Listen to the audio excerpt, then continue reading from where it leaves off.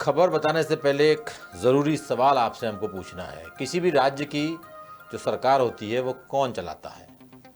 मसलन मुख्यमंत्री, मंत्री और नियमित सरकारी अधिकारी कर्मचारी या कोई और?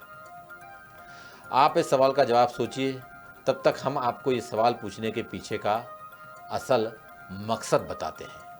मकसद ये है कि छत्तीसगढ़ में बीजेपी की विष्णुदेव साय सरकार आउटसोर्स कर्मचारियों के हवाले है। यानी ये सरकार मुख्यमंत्री, मंत्री और अधिकारी कर्मचारी नहीं बल्कि आउटसोर्स कर्मचारी चला रहे हैं। जी हाँ, बिल्कुल सही सुन रहे हैं आप।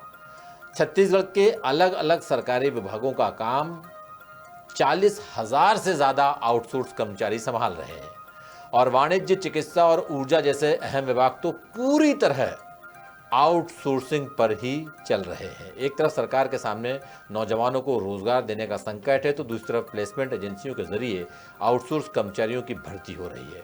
जबकि कांग्रेस की पिछली भूपेश बघेल सरकार में आउटसोर्स कर्मचारियों की संख्या थी सिर्फ 3,000, लेकिन साय सरकार में ये आंकड़ा 40,000 पार हो चुका है।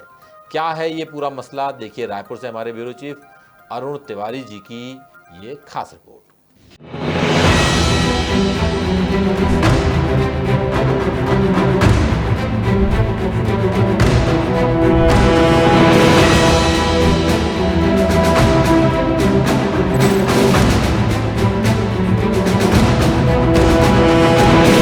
नियमित सरकारी अधिकारी कर्मचारी किसी भी सरकार की रीढ़ की हड्डी होते हैं, क्योंकि इन्हीं अधिकारी कर्मचारियों पर राज्य की बेहतरी के लिए पॉलिसी बनाने और सरकार की अहम योजनाओं को जमीन पर उतारने की अहम जिम्मेदारी होती है।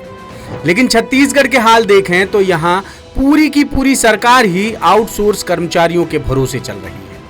10 सूत्र की पड़ताल में पता चला कि बीजेपी की विष्णुदेव साय सरकार के अब तक के कार्यकाल में आउटसोर्स कर्मचारियों की संख्या 40,000 पार हो चुकी है, जबकि कांग्रेस की पिछली भूपेश बघेल सरकार में 2022 और 2023 में तकरीबन 3,000 कर्मचारी ही आउटसोर्स पर थे। ये बात अलग है कि भूपेश बघेल सरकार में वित्त विभाग की अनुमति के बिना ही आउटसोर्सिंग हो रही थी, मगर 3,000 और 40,000 में जमीन आसमान का अंतर होता है। हमारी पड़ताल के मुताबिक छत्तीसगढ़ के ज्यादातर सरकारी विभागों के अहम काम प्लेसमेंट एजेंसियों के हवाले हैं।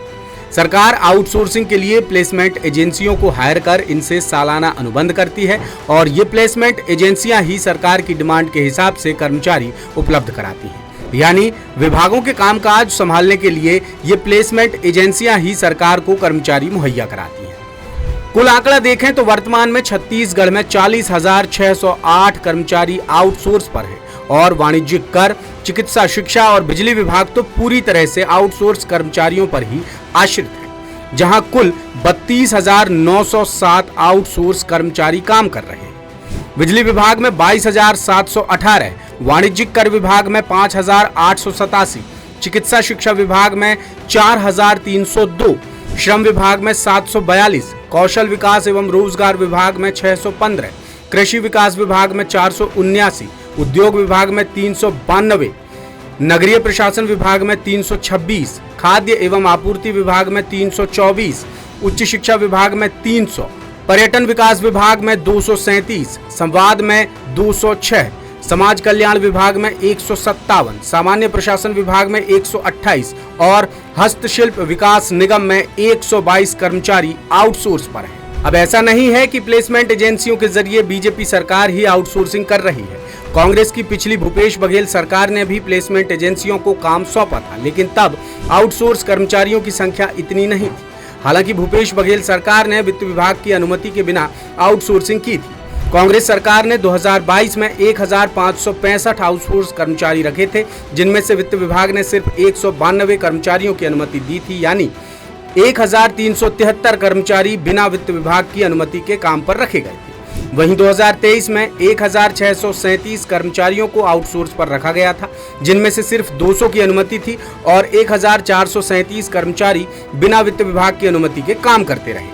इस तरह कुल 3,202 आउटसोर्स कर्मचारियों में से वित्त विभाग ने सिर्फ 392 कर्मचारियों की अनुमति दी थी और बाकी बिना अनुमति के काम कर रहे थे। ऐसे में सवाल ये है कि नियमित भर्तियों की जगह सरकार आउटसोर्स का रास्ता क्यों अपना रही है, जबकि रोजगार कार्यालयों में लाखों पढ़े लिखे नौजवान बेरोजगार के तौर पर दर्ज हैं। सरकार प्लेसमेंट एजेंसियों को बड़ा अमाउंट देती है और आउटसोर्स कर्मचारियों के वेतन भत्ते एजेंसियों के जरिए ही मिलते हैं। आउटसोर्सिंग के पीछे सरकार ये तर्क देती है कि इससे विभागों का काम कम बजट में हो जाता है, लेकिन मुद्दा ये है कि जब अलग अलग विभागों में सैकड़ों पद खाली पड़े हैं तो नियमित भर्तियों की जगह आउटसोर्सिंग को तवज्जो क्यों दी जा रही है। लेटेस्ट, इन्वेस्टिगेटिव और इन डेप्थ खबरें देखने के लिए ज्वाइन कीजिए द सूत्र का व्हाट्सएप चैनल, सब्सक्राइब कीजिए यूट्यूब चैनल, लाइक कीजिए फेसबुक पेज और पढ़ते रहिए वेबसाइट www.dasudr.com।